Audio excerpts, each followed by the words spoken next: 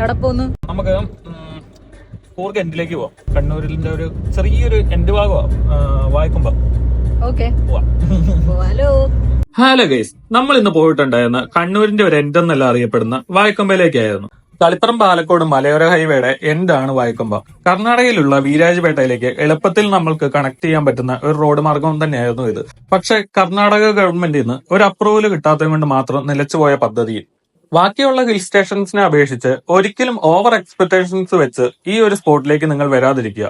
കാരണം നമ്മൾ വരുന്ന വഴിയും കാണുന്ന കാഴ്ചകളും എത്തിപ്പെടുന്ന സ്പോട്ടും തരുന്ന എക്സ്പീരിയൻസ് അത് വേറെ തന്നെയായിരുന്നു. ഞങ്ങൾ വന്നിട്ടുണ്ടായിരുന്ന വീക്കെൻഡുകളിൽ ഒന്നും അല്ലാത്തത് കൊണ്ട് ഒരു തിരക്കും നമുക്ക് അവിടെ അനുഭവപ്പെട്ടിട്ടുണ്ടായിരുന്നില്ല. നമുക്ക് കിട്ടിയ എക്സ്പീരിയൻസ് അത് വേറെ തന്നെയായിരുന്നു. നിങ്ങൾ ഈ വീഡിയോ കണ്ടു നോക്ക്.